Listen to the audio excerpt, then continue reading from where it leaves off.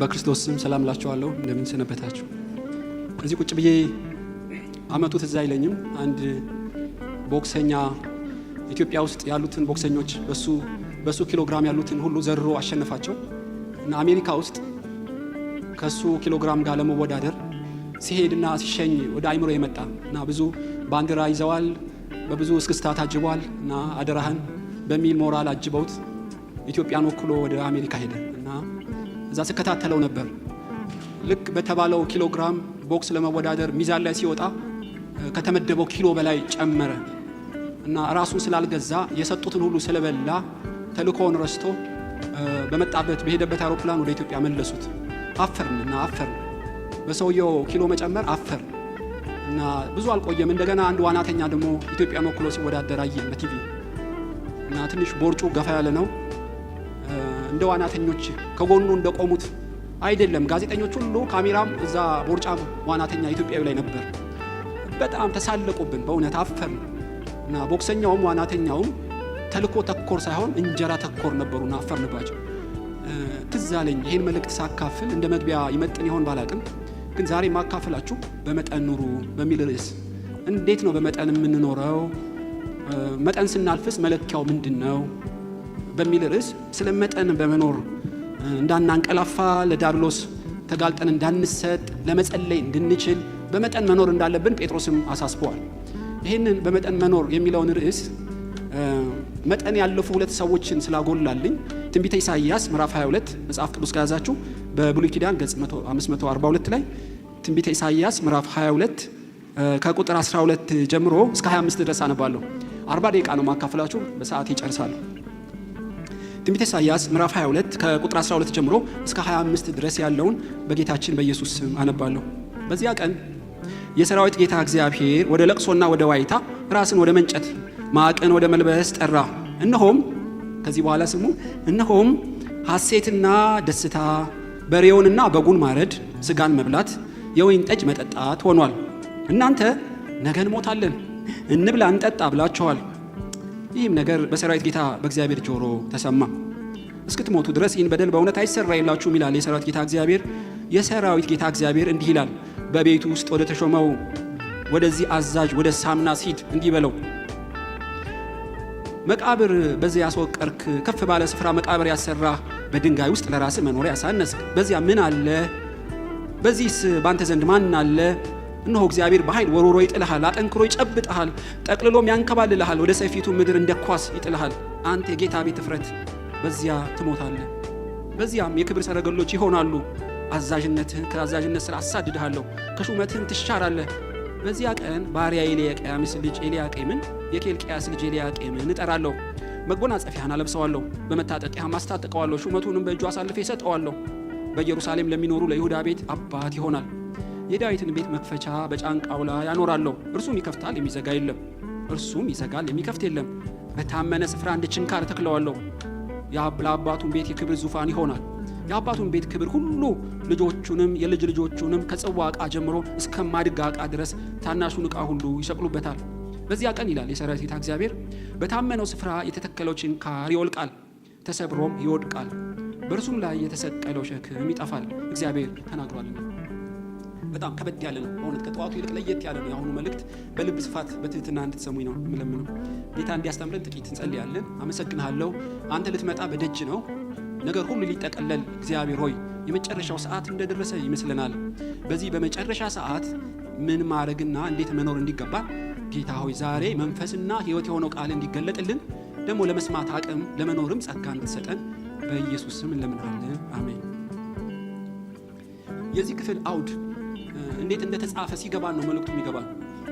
ጊዜው የሰሜን ሶሪያ ማለት እስራኤልን ለመደምጠጥ በጣም ጨካኝ የተባሉ አቡዘርዳን የተባሉ ባቢሎንም እስራኤል ላይ ጥርሱን የነከሰበት ጊዜ ነው እና በጣም እስራኤል ከምድረ ገጽ ልጠፋ፣ መቅደሱ ሊደመሰስ፣ ኃያላን እና ሴቶች፣ ወንድ፣ ሕፃናት፣ አረጋውያን ሁሉ ሊደመሰሱ የሞት ጥላ ያንዣበበበት ጊዜ ነው እና ይሄ ጽሑፍ በተጻፈበት ዘመን ንጉሥ ሕዝቅያስ ነበር ንጉሱ እና የመንግስት ተልኮ፣ ሰማያዊ ተልኮ፣ አገራዊ አጀንዳ ያላቸው ሰዎች እግዚአብሔር አስነስቶ ነበር። ለንጉሥ ሕዝቅያስ ካስነሳው አንዱ ታላቅ ሰው አሁን ያነበብኩላችሁ ሁለት ሰዎች ናቸው። አንደኛው ሳምናስ ይባላል። ይሄ ሳምናስ የውጭ ጉዳይ ሚኒስትር ማዕረግ ነው የሚሰራው። ስለዚህ አገሪቷን ከሌሎች ከጎረቤት ሀገር ጋር ሰላም እንድትፈጥር ለእስራኤል ደህንነት ከጠላትም ለማምለጥ እግዚአብሔር ቁልፍ ሰጠው፣ ካባ ሰጠው እና በትር ሰጠው፣ ዙፋን ሰጠው፣ ቢሮ ሰጠው እንደማለት ይሆናል። ስለዚህ ሳምናስ ወደ ግብጽ ይሄዳል፣ ወደ ሶሪያ ይሄዳል፣ ውጭ ሀገር መመላለስ ጀመረ። ለምን? ታላቅ ተልእኮ እግዚአብሔር ሰጠው። ከእንጀራ ከመጠጥ ያለፈ ተልእኮ፣ ለራሱ የቅንጦት ቤት ከመስራት ያለፈ ዘላለማዊ ተልእኮ እግዚአብሔር ሰጠው። በጣም የሚያስገርማችሁ አስደንጋጭ ነገር ሳምናስ ሲናገር እግዚአብሔር ሰማው። እስከ ሞት ይቅር አልልህም ያለው ጣዖት አምልኮ አይደለም፣ ዝሙት ሰርቶም አይደለም። አንድ ቃል ተናገረ። ምን ተናገረ? በሬ አርዳለሁ በላለሁ፣ በግ አርዳለሁ በላለሁ፣ ወይን ጠጅ እጠጣለሁ እና ስለዚህ እበላለሁ፣ እጠጣለሁ፣ እሞታለሁ ብሎ ሲናገር ቃሉን ያዘበት። ሳምናስ ሰው እግረ መንገድ ይበላል እንጂ ለእንጀራ ይኖራል? እንደ እንስሳ በምድር ላይ ተመልሶ የማያገኘውን ዘመን ለመብል ለመጠጣት ሐሳቡን ቀይረው። ታውቃላችሁ ሰው የሚኖረው በልቡ እንደሚያስብ ነው። በዚህ ቅኝት ወደ ግብጽ ሲመላለስ የግብጽ የፈርዖን መኳንንቶች በሰረገላ ሲሄዱ አየ ማለት ነው። 2 ፈረስ 4 ፈረስ 6 ፈረስ የሚጎትታቸው እንደ ልሙዚን መኪናዎች አሉ። እነዛ ካሜራ ነሳ ሳምናስ። እኔ በተራ አህያ ተጭኜ አልሄድም፣ በግብጽ ያየሁትን በኢየሩሳሌም እደግመዋለሁ አለ። ሰረገሎች በኢየሩሳሌም ለዘመዶቹም አበዛ። እግዚአብሔር ዝም አለው እና የሚሄደው መንግስታዊ ተልእኮ ነው፣ መንፈሳዊ ተልእኮ ነው፣ የትውልድ አገራዊ ተልእኮ ነው። እሱ ግን ራስ ተኮር ሆነ ከመጠን በላይ። ለምን ሰረገላ ገዛ ብሎ አይደለም እግዚአብሔር። ነገር ግን ከተልእኮ በላይ የሚመራው ቅንጦት ሆነ። ከተልእኮ በላይ የሚመራው እንጀራና ወይን ጠጅ ሆነ። ዝም አለው እግዚአብሔር። ሶሪያ ይልከዋል። የፈርዖንን ቤቶች የተጠረቡ ልዩ ቤቶች፣ መዋኛ ያላቸው፣ መጋረጃ ያላቸው፣ መናፈሻ ያላቸው ቤት ያያል፣ ይመኘዋል፣ ይቀርጸዋል። ተመልሶ ሲመጣ በድንጋይ የተወቀሩ ቤቶች ለራሱ አሰራ። ቤት መስራት ጥሩ ነው፣ ምንም ችግር የለውም። ነገር ግን በዋናነት ሳምናስ ቤት ተኮር ሆነ። እንደ ፒኮክ መሽቀርቀር ጀመረ። እንዳልኳችሁ የእስራኤል ጠላቶች እየገሰገሱ እየተደራጁ ባሉበት ሰዓት እሱ የራሱ ቤትና የራሱ ህይወት ተኮር ሆነ። እግዚአብሔር እየመዘነው እንደሆነ አላወቀም፣ ዝም አለው። ታውቃላችሁ ቶሎ እግዚአብሔር በሰው ላይ አይፈርድ እና መጨረሻ በጣም አስገራሚ ነገር አደረገ። ወደ ግብጽ ሲሄድ የግብጽ ፈርዖኖች አፈር አይጫንባቸውም ሲሞቱ። እንደ ላሊበላ ፍልፍል ዋሻ ድንጋይ አስፈልፍለው አስከሬናቸው እዛ ይቀመጣል። ሽቶ፣ ከርቤ፣ ዕጣን እየታሹ በሽቶ በዕጣን እየተቀቡ ስጋቸው እንዳይፈርስ ይንከባከቧቸዋል። ሳምናስ ያንን አየ። በብዙ $1000 የሚፈጅ ልዩ መቀበሪያ አስወቀረ ሳምናስ። በአንድ ትክል ድንጋይ ውስጥ ተቆርቆሮ የተሰራ የመቀበሪያ ቤት አሰራ። እግዚአብሔር ተነሳ ማለት ሂድና ለሳምናስ እንዲበለው አለው። ምን ልበለው አለው? ፈረስ አበዛ፣ ሰረገላ፣ ዝም አልኩ። ቤት አስወቀርክ፣ ዝም አልኩ። ለመቀበሪያ ፍልፍል ዋሻ አስወቀርክ፣ ኖ ጸዋ ሞላ። አፈርኩብህ ይለዋል ዛንት። አፈርኩብህ፣ እኔ ማረጋውን ላሳየህ። ታላቅ ተልእኮ ሰጥቼ፣ ዘላለማዊ ተልእኮ፣ ለትውልድ የሚሸጋገር ተልእኮ፣ ሰማያዊ ተልእኮ ሰጥቼ እንደ እንስሳ እንደ አሕዛብ ከሌሎች ጋር ትወዳደራለህ? በሚጠፋ ቤት ብል በሚበላው ሌባ በሚሰርቀው ዛሬ በልተው ነገ ለሚወጣ ወይን ጠጅና ስጋ ተኮር ሆንክ፣ ቤት ተኮር ሆንክ። መቀበሪያ ማሰራት አይደለም ችግሩ፣ ሰረገላ ቤት መስራት አይደለም። ነገር ግን በሙሉ የሰጠውን ተልእኮ ረሳኸው፣ መጠን አለፍከው። እኔ ማረጋውን ላሳይህ። መጀመሪያ እንደ ኳስ አነጥራለሁ። እግዚአብሔር ሲያነጥር ይሁት ያን ዘርፈህ አጭበርብረህ ያካበትከውን ሁሉ አራግፈሃለሁ እንደማለት ይመስለኛል። ለጋን አንጥሬ እለጋለሁ አሉ። እግዚአብሔር ሲለጋዩ በጣም ከባድ ነው። ሩቅ አገር ትሄድና ትሞታለህ። ይህን ሁሉ ያስቀመጥከው የሰራው ለማን ይሆናል አለው። ሳምናስን እግዚአብሔር ተቆጣው። ታሪክ የምትከታተሉ ልክ እንዲሁ ነው የሆነው። ስልጣንን ወስደዋለሁ፣ ቁልፍህን እነጥቀሃለሁ፣ ሹመትን አልሰራህበትምና ለሌላ ነው የምሰጠው። ተሹመ ነበር፣ ተቆጥረ ነበር፣ ታድለ ነበር፣ ወስድብሃለሁ። ዘመን ሰጠው አይደል? መንጋ ሰጠው፣ በግ ሰጠው፣ ጠቦት ሰጠው፣ በጎይ ሰጠው። ራስ ተኮር ነህ፣ መንጋ ተኮር አይደለህም። ከሞት በኋላ ላለው ብድራት ሳይሆን ለምድር እንደ አሕዛብ መወዳደር ጀመርክ። ዓላማ እንደሌላቸው እንደ ሌቦች ወደ ቤት ስትሄድ ፎቅ ትቆጥራለህ፣ መኪና ታያለህ። ለዚህ ነው የመረጥኩህ። ችግሩ ቤቱ አይደለም፣ መኪናው አይደለም። ተልእኮህን ጣልክ፣ አደራህን ጣልክ። ከስጋ ለባሽ ጋር ነው የምትፎካከረው። አነጥርሃለሁ፣ አፍሬ ባህል እለግሃለሁ። ከባድ ቃላቶች ናቸው ወገኖች። ሳምናስ ችግሩ ምንድን ነው? ችግሩ አንድ ነው። ጴጥሮስ እንዳለ ደጋግሞ መጠን አለፈ። መጠን ስናልፍ ምንድን ነው መለኪያው? መነገድ መከልከሉ ነው እግዚአብሔር? አይደለም። ቤት መስራቱ ነው? አይደለም። ስሞት መቀበሪያ መግዛት ነው? በፍጹም አይደለም። እንዲያውም ጥሩ ነው። አብርሃምም በመምሬ ድርብ ዋሻ ያላትን 600 ሰቅል ገዝቷል መቀበሪያ። ምንም ችግር የለውም። ቤተሰቡ ከሚጨነቅ ገዝቶ ማስቀመጥ ቤት መስራት ምንም ችግር የለውም። አይደለም። ሰረገላ ከመኪና መኪና መቀያየር ምንም ችግር የለውም። እንዲያውም የሚበረታታ ነው። ችግሩ መጠን ሲያልፍ ነው። መጠን ማለፉ በምን ይታወቃል? እንደምታውቁት መጠን ማለፊያው 3-4 ቱንቢዎች አሉ። ቀይ መብራቱ ስንገባ አንደኛው ቅዱስ ቃሉንና ጸሎትን ማንበብና መጸለይ ትተን ማንበብ እስከማንችል መጸለይ እስከማንችል ከቅዱሳን ጋር ህብረት ማድረግ እስከማንችል ከጌታ የተቀበልኩትን መክሊት ለማገልገል እስከማልችል ካረገኝ ከመጠን አልፍ ያለው አደጋ ወረዳ ውስጥ ነው ያለሁት። ዳንኤል በ126 ሀገር ላይ ነበር ጠቅላይ ሚኒስትር ያለው። ለመጸለይ ግን ቁጥር 1 ነው ለሱ። ማርታ በብዙ ትጨነቂያለሽ፣ በብዙ ትታወቂያለሽ። አንድ ነበር የሚያስፈልገው። አየሽ፣ ለጸሎት መቀመጥ፣ ቅዱስ ቃሉን መስማት አትችይም። ተከሻለሽ። አምላክ ካንቺ ጋር ነው። ነገር ግን ሰላም የለሽም። መጠን አለፍሽ። ለምን ወጥ ሰራሽ፣ ለምን ቡና ቆላሽ አይደለም የምልሽ እኮ። ከመጠን በላይ ስለ ትዳር በማሰብ ትጨነቂያለሽ። ቃል ለማንበብ ጊዜ የለሽም። ለመጸለይ ጊዜ የለሽም። ኢቭን 10 ደቂቃ ለመንበርከክ አትችይም። ሞባይል ይመጣል፣ ኢንተርኔት ይመጣል፣ ፌስቡክ ይመጣል። በልብሽ መርካቶ ነው። ከኔ ጋር ግንኙነት ለማድረግ ጊዜ የለም። ከመጠን አለፍሽ። ከሁሉ በላይ መክሊት አገልግሎትሽን ተውሹ። ሲመችሽ ነው የምታገለግዪው። ሲደላ ነው የምታመልከው አይደል? ጊዜ ስታገኝ ነው የምታመልከው። ሳምናስ ነው አይሆንም፣ በፍጹም አይሆንም። መጠን ወገኖች ስናልፍ ምልክቱ የፈለገ መልካም ኃጢአት ባይሆን እንኳ መልካም እያደረግን እንኳ ቅዱስ ቃሉን በግል ለማንበብ በጽሞና ከጌታችን ጋር ለመጸለይና ከቅዱሳን ህብረት ጋር ለመገናኘት ይልቁንም መክሊታችን ላይ ለማገልገል ጊዜ ከሌለን ወገኖች ሆይ እያለን የለንም። ስንነጥር ነው ምን ባን ነው መለካት ስንጀምር ነው ምን ባን ነው ኖ ሳምናስ እዚህ ላችኋል። ሎጥ ከዚህ እንደ ደብረ ዘይት ነው። አብርሃምና ሎጥ ርቀታቸው የአይን ርቀት ነው ልላችሁ ነው። እና ሶዶም ገሞራ ሲገባ ግብረ ሶዶማ ይሁን አላሉትም፣ በፍጹም አላሉትም። የሶዶም ገሞራ መናፍስት ያደረጉት ኢየሱስ እንዳጋለጠው ቤት ይሰራል፣ ይሸጣል፣ ይገዛል፣ ያገባል፣ ይጋባል። በጣም ቢዚ ሆነ። ካጎቴ ከአብርሃም ጋር እስቲ ቁጭ ብዬ ላውጋ አይልም። ለምን? ጊዜ የለውም። 4 ሴት ልጆች አሉኝ፣ እስቲ የቤት ህብረት ተንበርክከን እንጸልይ አይልም። ለምን? ጊዜ የለውም። ለመጸለይ ለማንበብና ከቅዱሳን ጋር ህብረት ለማድረግ ጊዜ የለውም። ከሁሉ በላይ በሰዶም ገሞራ የተላከው ተልኮ ነበረው፣ ያህዌ የአብርሃምን አምላክ ለማስተዋወቅ። ጊዜ የለውም። መላእክቶች ሲገቡ በሰዶም ገሞራ በር ላይ ተቀምጦ ነበር ሎጥ። የቀኑ አልበቃ ብሎት ሌሊት የትርፍ ስርዓት ይሰራል። ሰዶም ገሞራ እንደ ሀረር ግንብ አላት፣ በር አላት። በር ላይ የሚቀመጥ የፓርላማ አባል ነው። ቪዛ ይጠይቃል፣ ቀረጥ ይጠይቃል። በጣም ከፍተኛ የኦፊሻል ሰው ወንበር ነው ያ። በሌሊት በምሽት በሰዶም ገሞራ በር ላይ መቀመጡ የትርፍ ስራ መስራቱን የሚያመለክታችሁ በጣም ያስገርማል። ቀንም ሌሊትም ጥሩ ነው፣ ትጋቱ ጥሩ ነው፣ ለስራ መስራቱ። ለአምላኩ ጊዜ የለውም። ኢሳይያስ ቅኔ ሲቀኝበት ትንቢተ ኢሳይያስ ምዕራፍ 1 ላይ ሎጥ በወይን ሐረግ እንደተከበበ ዳስ በዱባ እንደተከበበ ጎጆ ሆነ ቀረ። የሰማይ ክልል የወይን ሐረግ ዘጋው። ወይን ሾክ የለውም፣ ለዓይን ያምራል፣ ሲጨመቅ ሲጠጣ ይጣፍጣል።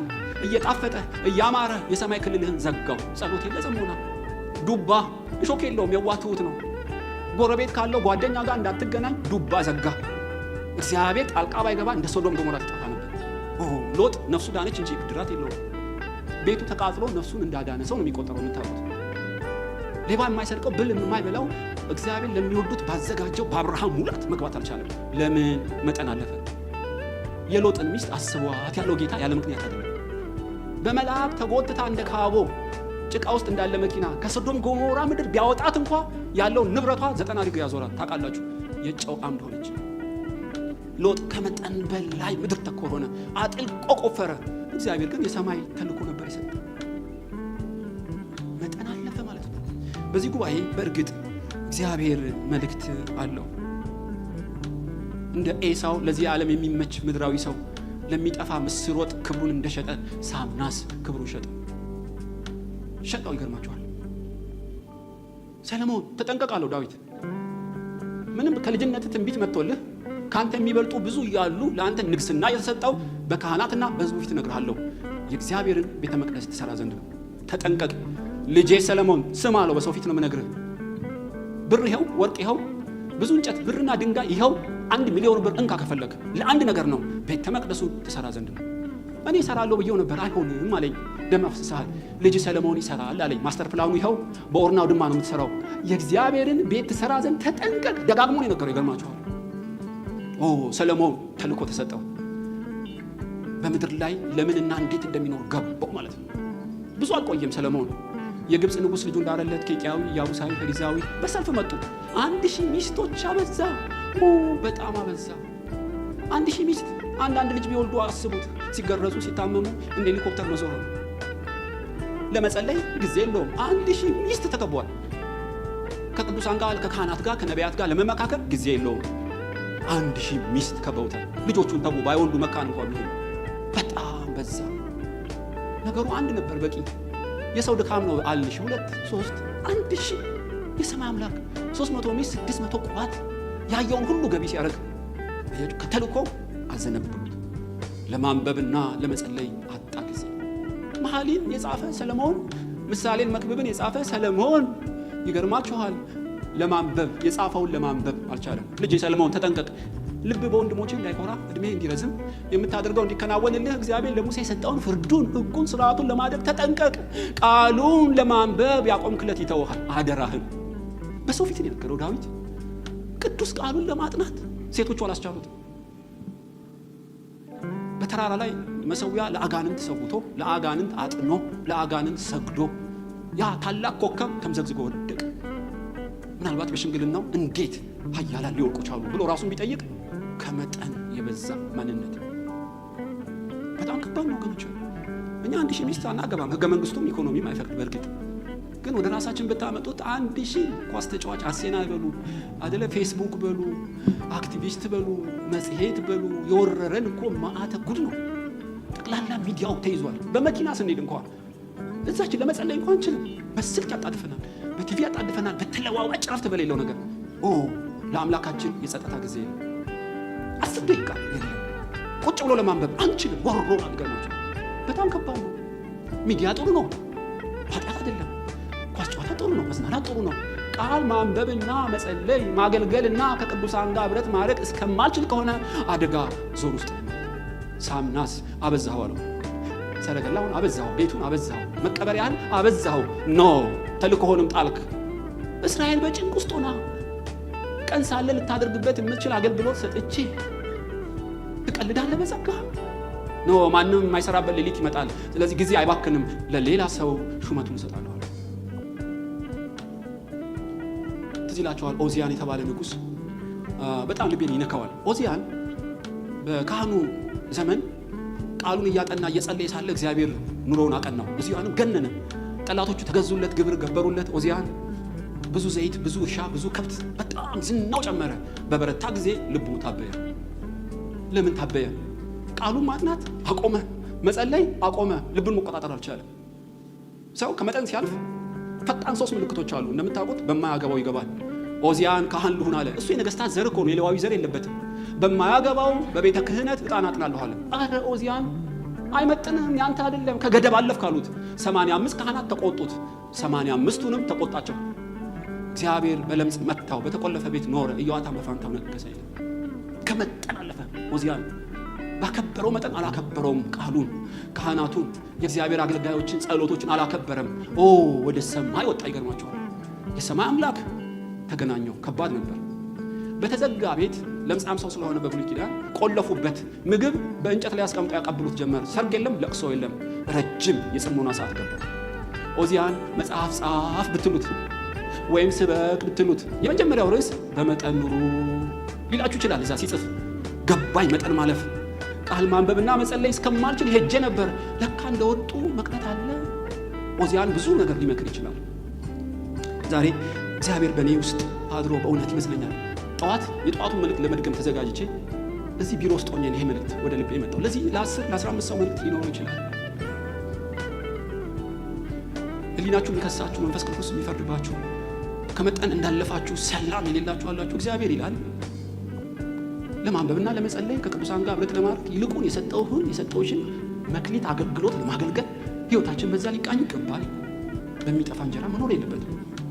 ጳውሎስ ውሾች ይላቸዋል። ገርማቸው ከባድ ቃል ነው በእውነት እሱ ስላለው እንጂ በመድረክ የሚነገር አልነበረም።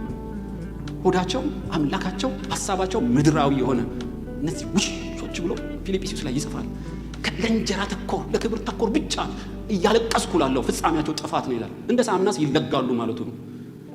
ጳውሎስ የመጀመሪያ ያለቀሰው በእነዚህ አይነት ሰዎች መርሆ የተቃኙ ናቸው። በእውነት እግዚአብሔር ተናዶ ለሁለተኛው ሰው ስልጣኑን ሰጠው። ሁለተኛው ኤልያቄም ነው። ስልጣንህን ለኤልያቄም ሰጠዋለሁ፣ አባት ይሆናል፣ ክብር ሰጠዋለሁ። ከታናሽ እስከ ታላቅ ድረስ ይከፍታል፣ የሚዘጋ የለም፣ ይዘጋል፣ የሚከፍት የለም። ለኢየሱስ የተነገረው ትንቢት ለኤልያቄም ተነግሯል። በጣም የሚያስገርም ነው። የኤልያቄም መጎናጸፊያን፣ መታጠቂያን፣ ሹመትህን፣ መክፈቻ፣ ክብር፣ ዙፋን እሰጠዋለሁ። ኤልያቄምም በሳምናስ ወንበር ላይ ተቀመጠ። ደግሞ ይሄ የሚያስገርም ሰው ኤልያቄም እንደ ኩላብ ሆነ ይላል አዲሱ ትርጉም። ከሕፃን ጀምሮ እስከ ትልቅ ሰው ድረስ ዕቃ ያንጠለጥሉበታል። ከማድ ቤት ዕቃ እስከ ሳሎን ቤት ዕቃ ይሰቅሉበታል። ምን ማለት ነው? በኢሳይያስ ዘመን እኔ አሁን ሞፈር ይዤ ላርስ፣ ቀንበር ሞፈር ይዤ ላርስ እየሄድኩ እያለሁ ድንገት ለቅሶ ወይም ሰርግ ቢያጋጥመኝ ሞፈሬን ወደ ቤት ከመወስድ እንደ መጋዘን የሆነ ኩላብ አለ። ግንብ ነው፣ ሁክ አለው፣ ሹልሹል ብረት አለው። አንድ ሰው ይቀመጥና ሞፈሬን እዚህ ጋር ሰቅላለሁ፣ ቀኑ ሙሉ እከፍልሃለሁ ለዋሉ እና ሁሉ ሰው ኮፍያ ይሰቅላል፣ አገልግል ይሰቅላል፣ ጫማ ልብስ ይሰቅላል፣ ቀንበር ሞፈር ይሰቅልበታል። ኤልያቄም እንደ ኩላብ ማንጠልጠያ ሆነ። ሁሉ ይመጣሉ፣ እሱ ላይ ያንጠለጥላሉ። ከመጠን በላይ ሰው ተኮር፣ ከመጠን በላይ አገልግሎት ተኮር፣ ከመጠን በላይ ተልቆ ተኮር ነው ኤልያቄም። አረ በቃኝ፣ ከመጠን አለፍኩኝ፣ አልችልም፣ እኔ መድኃኒዓለም አይደለሁም፣ ከአቅሜ በላይ ነው። እምቢ ማለት አይችልም። ተጣሉ ባልና ሚስት ይውጠዋል። ስራ ተባረሩ ይከፍላል። ለቅሶ ነው አለ፣ ሰርግ ነው አለ፣ ሁሉ ቦታ አለ። መጠን አለፈ ኤልያቄም። ከመጠን በላይ ሰው ተኮር። መድኃኒዓለም ብቻ ነው ይሄን ማድረግ የሚችለው። ኤልያቄም ልኩን ማወቃቃት ከአምላክ ፍቅርና ከሰው ፍቅር ከአገልግሎት ፍቅር የተነሳ በርናውት አደረገ የሚባለው ይሄ። ምግብ አይበላም፣ ረፍት የለውም፣ እንቅልፍ የለውም። ሌሊትና ቀን አገልግሎት ተኮር ነው ኤልያቄም። ሁሉ ሸክማቸውን እሱ ላይ ሰቀሉ። መጨረሻውን ሄዳችሁ እዩ። ኤልያቄም የተሰቀሉበትና ሰቃዮች ሁሉ ወደቁ፣ ተሰበሩ፣ ጠፉ ይላል። ከሳምናስ የበለጠ አደገኛው ይሄ ነው። ሳምናስ ብቻውን ይዞ ነው የጠፋው። ኤልያቄም ግን የተከተሉትና የታመኑበትን ይዞ ጠፋ። ከመጠን በላይ እኔ አውቃለሁ። ቁጭ ያሉበት ልባቸው ቷ ብሎ ፈንድቶ የሞቱ አገልጋዮች አውቃለሁ። አንዲት ቀን የዓመት ፍቃድ አይወስዱም። ለራሳቸው ጊዜ የላቸውም። ኢየሱስ ሊመጣ ቀርቧል፣ መከሩ ብዙ ነው በሚል ብቻቸውን ሰመጡ። ይገርማቸዋል። በእርግጥ መከሩ ብዙ ነው፣ ሰራተኞች ጥቂቶች ናቸው። ቢሆንም መጠን አለው። ሰው መሆኑን ረስተው የሞቱ ወንድሞቼ ብዙ ናቸው። በእግዚአብሔር እርሻ ውስጥ ያሉ አገልጋዮች ብዙ ናቸው። ከመጠን አለፈ ኤልያቄም። ኦ ኤልያቄም ወደቅ፣ ተሰበርክ ይለዋል። ኤልያቄም ከአገልግሎት ብዛት የተነሳ ጽሞና ማድረግ አጣ። ሲንበረከክ የብዙ ሰው ሸክም እንቅልፍ አሳጣ። ቁም ሳጥን ነው ሰርታችሁ ትሄዳላችሁ አይደለም፣ ባንክ ነው ሰርታችሁ ትሄዳላችሁ። አገልጋይ ግን ይዞ ነው የሚሄደው። ነገርን በልቡ ይዞ ነው የሚሄደው። ሲበላ ያስባል የከሊትን ጉዳይ፣ ሲተኛ የወንድሙን ጉዳይ ያስባል። ብዙ ደም ግፊት፣ ብዙ ስኳር፣ ብዙ ህመም፣ ብዙ ሽበት ከመጠን በላይ ኤልያቄም ሄደ። ፍጻሜውን ይቱ ወደቀ። እሱን የተከተሉ ሁሉ ተበተኑ። ኤልያቄም ከመጠን አለፈ። ለመጸለይ እስከማይችል ከመጠን አለፈ። ዛሬ ወገኖች ላሳስባችሁ ፈልጋለሁ። በዚህም አቅጣጫ በተለይ ይልቁን በእግዚአብሔር ቤት የምትደክሙ አሁን ቅድም ከፓስተር ጋር አወራ ነበር። ስንት ምዕመን አላችሁ? ብዙ ነገረኝ። ስንት አገልጋያላችሁ? ነገረኝ። በዚህ በኮሮና ሰዓት ስንቱን ነው የምትደርሱት? ያጋቡት፣ የቀበሩት፣ ቤት የሚጎበኙት ከመጠን በላይ ነው አለኝ። አልጠየቅኩትም እንጂ ለማንበብና ለመጸለይ ጊዜ ያለው ሆይ ብለው ምን እንደሚመልስልኝ እገምታለሁ። ከመከሩ ብዛት የተነሳ ይገርማቸዋል። እድሜያቸው የሚያጡ ብዙ ናቸው። ምን ማድረግ ይቻላል? ስለዚህ ሐዋርያው ጳውሎስ በጴጥሮስም ይናገራል፣ በመጠን ኑሩ። ለዚህ ትክክለኛ ምሳሌያችን ጌታ ኢየሱስ ነው። በብዙ ኮንፈረንስ አጋንንት ያወጣል፣ ያስተምራል፣ ሪቫይቫል ነው፣ ሁሉን ደህና ያደርጋል። ሰው ግልብጥ ብሎ ሲሄድ ሹልክ ብሎ ተራራ ላይ ነው። ከአምላኩ ጋር ምሪት ይቀበላል፣ ጸጋ ይቀበላል። አገልግሎት ተኮር ሳይሆን ታውቃላችሁ፣ ጌታ ኢየሱስ አምላክ ተኮር አባቱ ጋር ራሱን ያስመዝናል። እንደ አገልጋይ እንደ አምላክ ሳይሆን ኑና እንረፍ ይላቸዋል። ወደ ምድረ በዳ ጥሩ ነፋሳማ የገሊላ ባህር ላይ ያስቀምጦ ይዟቸው ይሄዳል። ሰው መሆናቸውን እንዲያውቁ፣ እረፉ፣ ለመብላት እንኳን ጊዜ ያጡ ኑን እንሂድ ብሏቸው እንዲያርፉ፣ ልካቸውን እንዲያውቁ ያደርጋል። ሳምናስ ራስ ተኮር፣ ኤልያቄም አገልግሎት ተኮር፣ ሁለቱም አደጋ ውስጥ ገቡ። ትክክለኛ ምሳሌያችን ጌታ ኢየሱስ ነው።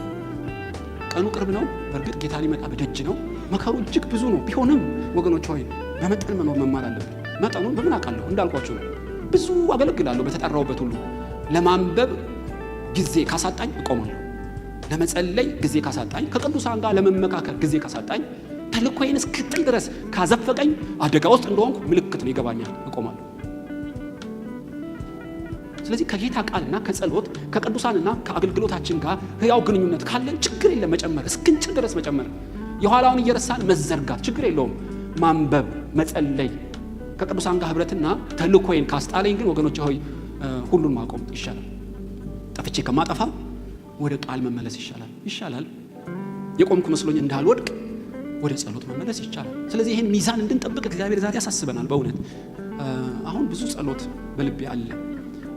አሁን ቃል ሳይሆን ትንቢታዊ ቃል እንዳካፈልኳችሁ ይመስለኛል።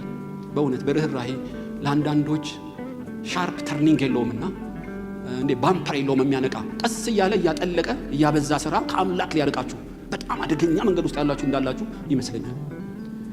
ስለዚህ ቆም ብላችሁ ጌታ ሆይ እንደ ልጅነቴ ጸልያለሁ፣ በቃል ትናገረኛለህ እንዴ? ያሳነብ መንፈስ ቅዱስ ልቤን ሲነካው ማለቅ ሰው አለ። ለመጸለይ ደጅ ለመጥናት በአንተ ፊት መንበረከክበት ሰዓት አለ። ወንድሞች እንደ ድሮ እንደ እንጀራ ይርቡኛል ከነሱ ለመቀመጥ በቤት ህብረት ውስጥ የሰጠኝ መክሊትና አክሊል በመጨመር ላይ ነኝ ወይስ አዳፍኛው ሌላ ተልእኮ ውስጥ ነኝ?